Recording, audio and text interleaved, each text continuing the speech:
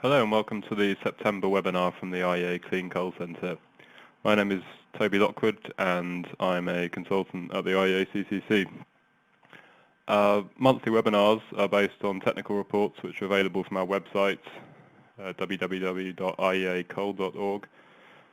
Residents of member countries and employees of sponsoring organisations can download our reports at no charge after a one-off registration. Please visit the website for details. So the subject for today's webinar is an update on public outreach on overcoming the barriers to CCS through international collaboration. The report on this topic will be out for peer review shortly and will be published later in the year. In this talk I'm going to briefly review some of the challenges and barriers facing CCS before having a look at some of the range of international initiatives that have been set up to further the technology, summarising what they've achieved and where they may have fallen short. So I'll just proceed. I will start by reviewing the current status of CCS deployment. This is based on the database of large projects provided by the Global Carbon Capture and Storage Institute. There are currently 21 projects either operating or under construction, contributing to a combined storage rate of around 40 megatons of CO2 per year. The figure also shows the expected start dates of projects which the GCCSI have determined to be in advanced stages of development, although the start dates of these projects are obviously not always well defined. It should be noted that this plot cautiously doesn't include the Texas Clean Energy IGCC project or the proposed Lake Charles methanol project, both in the US, which could potentially contribute another 6 megatons per year by 2022. Following a ruling to halt coal gasification and CCS operations at the Kemper County IGCC plant in the US this July, and the cancellation of the Netherlands road project in June, only 2 coal power projects remain. These are Canada's Boundary Dam and the Petronova project in Texas, which started earlier this year. The key thing to note is that despite a recent surge in new projects coming online, there appears to be very few in the immediate pipeline. The recently completed projects can perhaps be seen as the last of a first wave of projects conceived when investment conditions for CCS were somewhat positive. The GCCSI also notes 11 projects in earlier stages of planning, of which a significant portion are in China.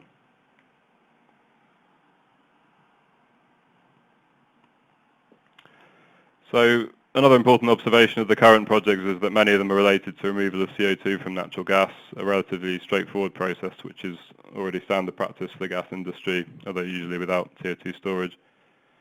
The majority of the projects are also based on using CO2 for enhanced oil recovery to compensate the cost of the capture process.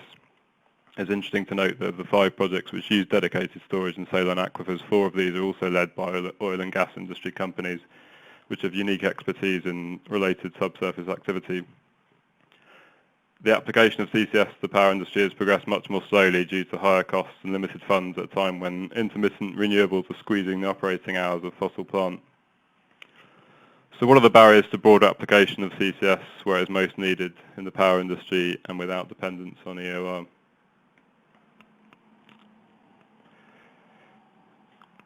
Despite the slow deployment, the portfolio of current large CCS projects ably demonstrates the technology is technically mature for a broad range of CO2 sources. The remaining challenge is the cost of current processes, which the US National Energy Technology Laboratory estimates is representing a 70% increase in cost of electricity, or a capture cost of around $60 to $80 per tonne of CO2. The current research efforts worldwide are focused on developing new technologies to reduce this cost, either through a reduction in energy consumption or equipment cost. As shown on the right, the US R&D program aims to bring the capture cost down to approach $30 per tonne, and similar goals are shared by programs worldwide.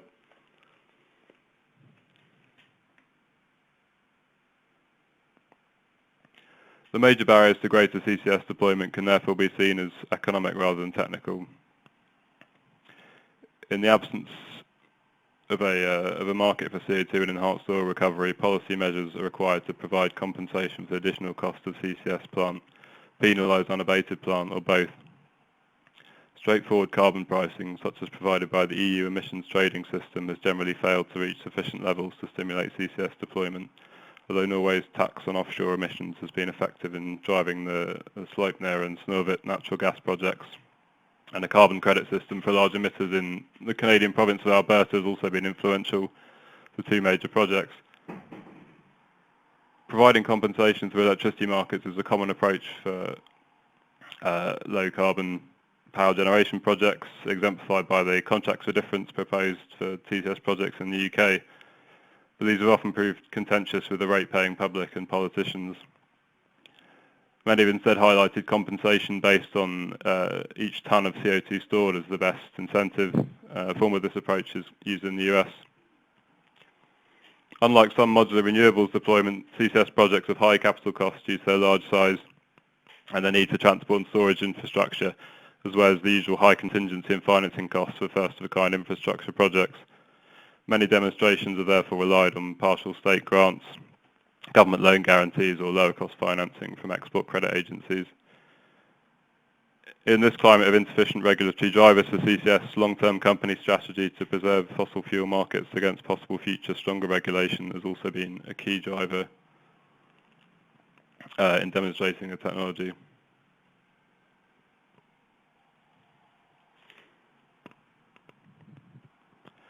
Aside from the bare cost of the plant, there are a number of other factors governing whether investment in CCS is an attractive prospect for the private sector. As a new industry, CCS requires its own set of laws and regulations to ensure it's carried out safely and with minimal impact on the environment, as well as dealing with other issues such as land rights and competition with other resources. These regulations mostly relate to CO2 storage and govern issues such as site selection, monitoring requirements and liability for the site post-closure.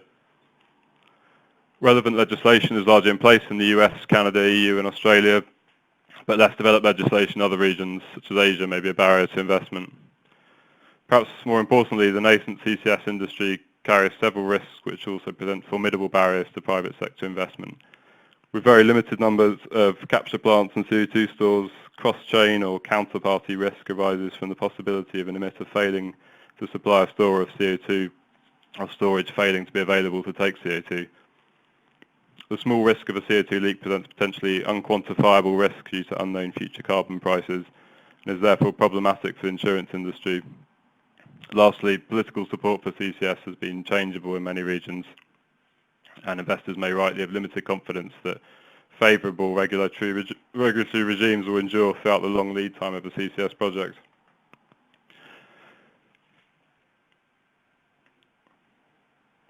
These risks have contributed to an apparent market failure in CCS deployment centred on the need for a shared CO2 transport and storage infrastructure which will not be developed without the certainty of a revenue stream from captured CO2. Current efforts to develop full-chain projects, including their own capture, transport and storage, often require complex partnerships between sectors with relevant expertise. While oil and gas industry players are uniquely able to manage some full-chain projects alone, even this sector is reluctant to engage in time-consuming and costly development of storage infrastructure based on the promise of receiving a small regulated return from CO2 disposal. So seeking to resolve this failure of the market to deliver CCS infrastructure, several organisations have called for entirely new approaches to CCS, including stronger government backing of problematic risks such as leakage and new business models based on the decoupling of storage and capture as separate industries. A state-owned organisation, a public-private partnership or regulated agency could then promote coordinated participation of the private sector in both businesses, using mechanisms such as grants for storage exploration and contracts which guarantee stable income to CO2 storage companies regardless of actual CO2 delivery in a given year. The approach of Norway, which has set up the Gassnova organisation to manage CCS deployment, can be seen as a form of this kind of state-led strategy. In the absence of such a regulated environment, some projects have sought to move towards less ambitious full-chain projects with more limited need for infrastructure by, for example, shipping CO2 and also prioritising association with a market for CO2 utilisation of any sort. Finally, public opposition has been an important factor in the cancellation of some CCS projects, particularly in the Netherlands and Germany, where strong opposition has led to unfavourable regulation for onshore storage projects. Improved public engagement strategies and more considered selection of potential storage sites seems to have avoided further instances of strong opposition. However, even when not provoking local fears of CO2 leaks, CCS remains a relatively unpopular climate solution, and there's clearly a need for greater public support and awareness to help drive favourable policy. I will now look at how international collaboration can play a role in overcoming these barriers to greater CCS deployment. Cooperation can take place through governments, academic institutes, industry or other organisations. It may involve transfer of funds, resources, knowledge or in-kind support. Such initiatives can have a wide variety of motivations and tasks, including the promotion of joint research, spreading CCS favourable policy or regulation in new regions, easing industry investment in new regions, or improving awareness and understanding of the technology among the public and policymakers. International ventures can also face several barriers, notably protection of intellectual property rights can pose a problem in any cooperation between multiple technology providers or researchers. Participating organisations or states may have conflicting motivations and goals, and administrative and organisational differences can further complicate collaboration.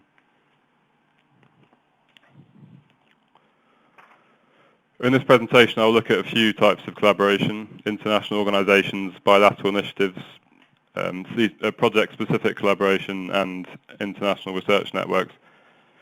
To start with, international organisations have been perhaps the most visible advocates of CCS and are generally based on a core membership of national governments with backing from other sponsors.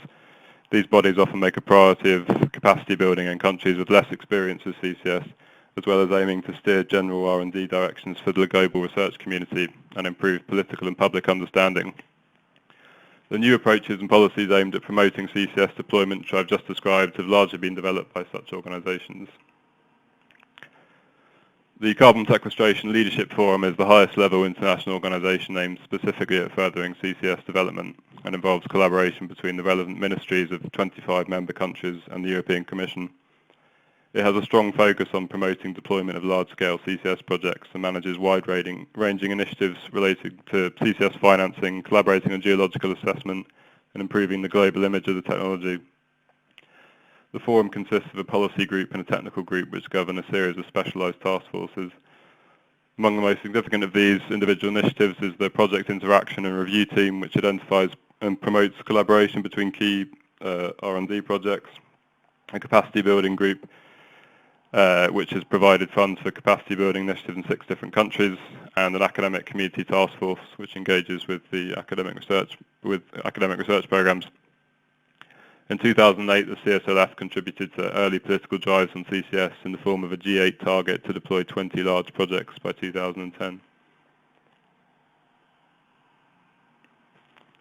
The Global CCS Institute was set up in 2009 by the Australian government, but has since become a private organisation with a diverse membership of national, regional governments, industry, research institutes and NGOs. The Institute provides advice and conducts knowledge-sharing activities aimed at improving acceptance of CCS and growing political support. Its annual global status of CCS and online databases provide a definitive analysis of new and planned pilot and demonstration projects, and other reports suggest a wide range of topics, from project case studies to cost and technical studies. The GCCSI is very active in communication and outreach initiatives, with its CO2 Degrees programme providing educational material for school curricula and workshops for students. With a membership of 29 OECD countries, the IEA is a leading provider of information and a policy advocate on all energy issues.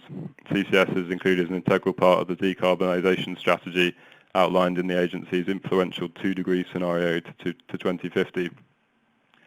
A dedicated CCS division has prepared a number of major reports, such as the 2009 report, which provided the roadmap for G8's 20 demonstration deployment target, and last year's 20 years of CCS, which outlined progress and paths forward for the technology.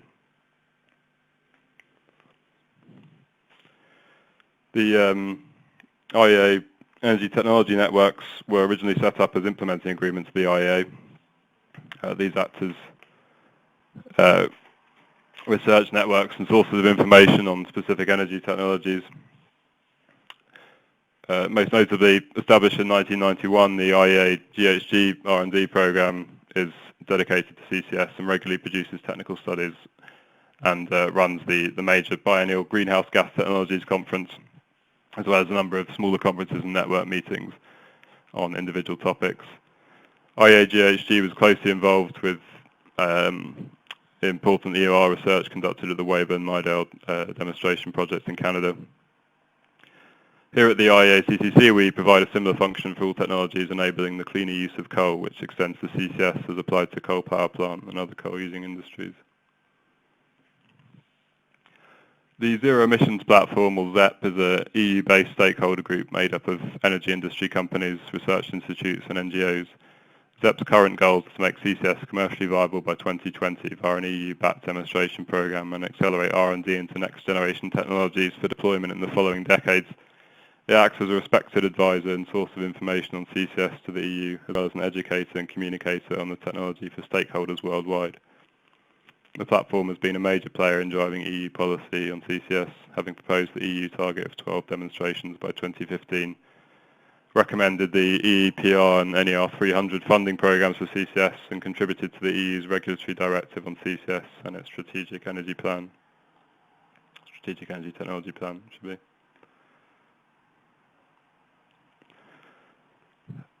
Finally, Emission Innovation is an initiative launched at COP21 in Paris, consisting of 23 participating states, which pledged to double their R&D funding into clean energy by 2020. Carbon capture is one of 7 innovation challenges, which all but 2 of the 23 countries have signed up to. To complement the focus of the CSLF on large-scale projects, the carbon capture challenge is concentrating on developing low TRL or transformational technologies. Its main current activity is the organisation of a workshop for 200 to 300 CCS experts. This is actually being held this week in Houston, Texas. It will be divided into streams looking at capture, storage, utilisation and cross-cutting themes. This workshop is primarily aimed at producing a definitive report which can establish the current state of the art, identify key research gaps, corresponding research priorities and opportunities for research collaboration. Ultimately, it will be used as a tool to help direct R&D funding by participating states and others.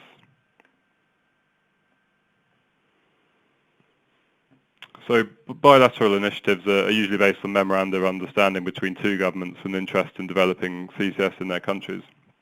Many major examples have featured collaboration between an OECD country and China, originally made largely with a view to combining the highly developed research programs and technology providers in the OECD country with China's potentially larger market for CCS, cheaper manufacturing, and experience with rapidly scaling prototype technologies. These initiatives also helped build CCS capacity in China and increase hands-on project experience for researchers on both sides. Some bilateral agreements have also been set up between OECD countries wishing to pool research resources and knowledge, such as the US-Norway collaboration on CCUS. Probably the leading example of the former kind of collaboration is the USA-China Clean Energy Research Center. Set up in 2009, this government-led initiative has established research consortia covering 5 energy technology areas, including an Advanced Coal Technology Consortium, which is a strong focus on developing CCS. The ACTC consists of parallel US and Chinese consortia of research institutes, manufacturers, utilities and NGOs, with 19 on the US side and 16 from China. Phase 1 of the consortium ran from 2011 to 2015, and a second phase has been running since 2016. A principal feature of the ACTC is the technology management platform established to formally protect the IP developed by participants. From a broad range of first phase projects, notable highlights include the collaboration between utilities Huaneng and Duke Energy on their respective IGCC plants and post-combustion pilots, and work between several US universities and Yanchang Petroleum on storage characterization, which has helped lead to the major Yanchang demonstration project, which started construction this year. Gemeng International and LP Amina worked to build a 50 megawatt cold chemicals demonstration facility in Shaanxi province, and leading developers of oxy-fuel combustion, Babcock and Wilcox, and the Huazhong University of Science and Technology shared knowledge and data on that technology. Chinese participants have highlighted that the ACTC facilitated cooperation between different industry sectors within China and helped to raise the profile of the technology with policymakers. However, a 2016 analysis of the first phase of IEACCC conducted by the World Resources Institute identified a number of areas for improvement, highlighting the fact that the consortium had largely resulted in research publications with few new technologies developed and little work towards larger CCS projects. This was attributed to limited participation from industrial members, partly as a result of mismatched goals. US companies were not as able to access the Chinese market as expected, and Chinese companies were not able to obtain the detailed engineering data they sometimes sought. For its second phase, the consortium has responded to this analysis and other feedback and increased industry participation, as well as involving EPRI, the GTI, and some industry-focused NGOs. The UK-China Guangdong CCUS Centre is based on a 2013 MOU signed between the UK CCS Research Centre, China's Guangdong Low Carbon Technology and Industry Research Centre, and the Clean Fossil Energy Development Institute. It has since expanded to include 26 industrial, governmental and academic organisations. Most of its early work is centred on the Haifeng coal plant in Guangdong, where owners CRP plan a CCS test centre with large pilots for membrane and solvent-based technologies, and an eventual view to installing 2 new large-scale units for CCS at the same site. The centre has provided a capture-ready design for these proposed units, and other activities include work on public outreach in the region and an initiative with the Asian Development Bank to set up a CCS Centre of Excellence in Guangdong, which will be aimed at capacity building. The Australia-China Joint Coordination Group on Clean Coal Technology was set up in 2007 to help develop CCS in both countries through collaborative research and technology transfer. A central project of the JCG has been the post-combustion capture project led by CSIRO and Huaneng. This carried out testing of CSIRO solvents at Huaneng's Changchun pilot and conducted a feasibility study for a CCS demonstration plant at the site. Future work in the project plans to instead look at applying Chinese capture technology to a site in Queensland. Other major initiatives include the CAGS project, which operates joint research projects into geological storage and has helped develop and characterise several suitable storage regions in China. At its 2018 meeting, the JCG will expand to include collaboration on high-efficiency coal technology, an area where Chinese technological developments may be highly applicable in the Australian context.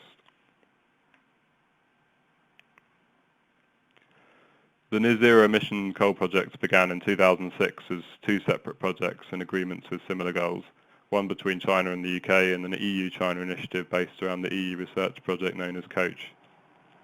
Both initiatives included a broad coalition of industry and academic partners in each region and began with the first phase addressing capacity building, regulatory and funding issues relating to the deployment of CCS in China. The 2 projects combined for a second phase when Norway also joined and provided funding following the withdrawal of UK funds. Although a pre-feasibility study of 3 possible CCS demos identified 2 projects as promising for further work, these did not proceed to FEED studies and construction, presumably due to lack of further funds. A perceived imbalance in the distribution of funds due to widely differing labour costs between the EU and China has also been noted as a problematic issue for the project. Despite generally falling short of realising major coal power demonstration projects in China, representatives of the IEACCC, JCG and the NZEC projects with China all claim to have made crucial progress in early capacity building in China, raising awareness of the technology and creating a much more favourable policy environment for domestic developments.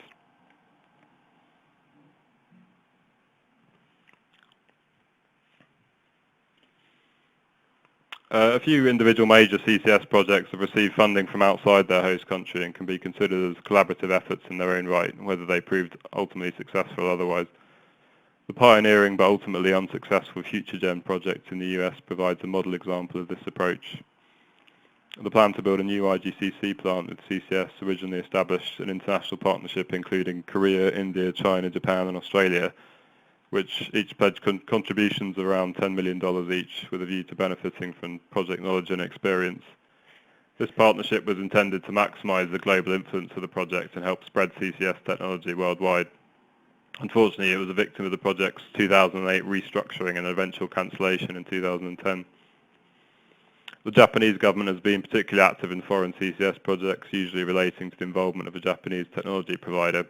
the large Callide oxyfuel pilot constructed in Queensland with joint Australian funding employed IHI technology, while the world's largest CCS power project, Petronova in Texas, received significant funding from the Japan Bank of International Cooperation due to its use of Mitsubishi capture technology.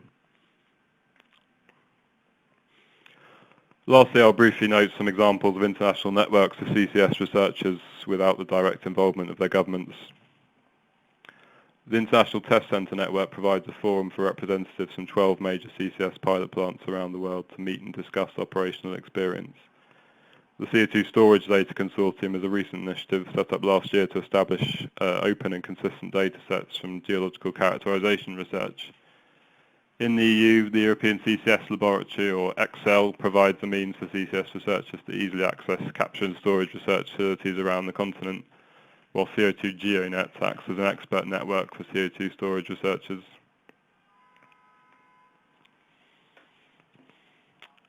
To conclude, it's clear that CCS faces some unique and challenging barriers to its wider deployment. While transformational technologies will hopefully play a role in reducing costs in future, existing CCS technologies have already been proved technically viable, and their costs will come down significantly with further deployment.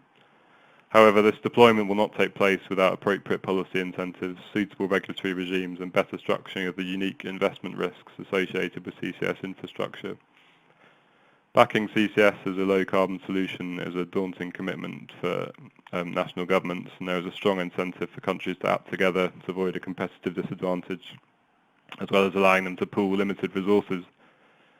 CCS is also a highly cross-discipline technology which relies on collaboration between different industrial sectors.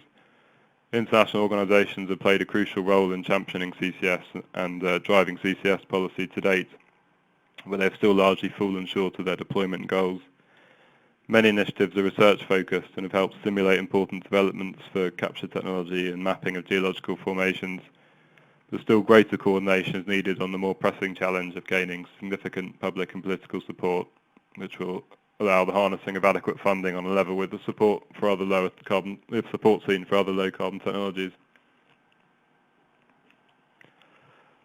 With a high proportion of research and major CCS technology providers centred in regions with declining fossil fuel use and high deployment costs, there is a well-recognised need to work more closely with Asia and coal-dependent developing nations. The numerous bilateral projects conducted with China have been vital in raising awareness of CCS and building capacity, but have mostly failed in their aims to realise large demonstration projects as well. At the same time, it's difficult to expect China to now take a global lead on the technology when CCS deployment is slowing in OECD countries. Direct international funding of individual projects has proved to be a successful strategy for CCS, and the time may be right to develop this kind of internationally led demonstration in China or elsewhere in the region.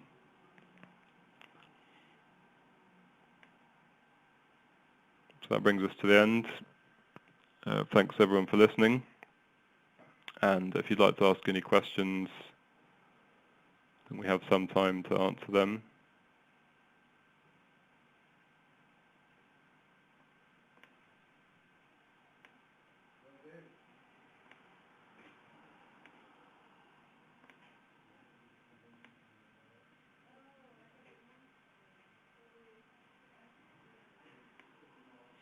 Don't appear to have any questions. If you come up with any questions at a later time, then feel free to send them to my email shown on the slide. There will be another IEA Clean Coal Centre webinar next month, although I think the date and topic haven't been determined yet, so look out for that. And I'll just give everyone a little bit more time.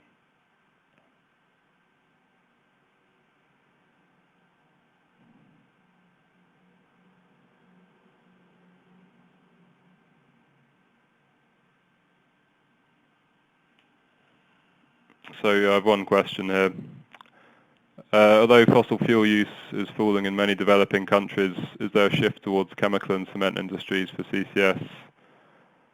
I think this is definitely an important trend in Europe in particular, where the failure of all the CCS power projects, which were proposed some years ago, earlier in the decade, has kind of reduced confidence in such projects going ahead. I think application of CCS to industries such as cement, chemical and steel is seen as an easier sell to politicians because it's less obviously in competition with other low carbon energy sources. So yeah, I think if we're going to see CCS in Europe, it's likely to be on such industries, and as I mentioned, Norway are pressing ahead with their own demonstrations of that kind.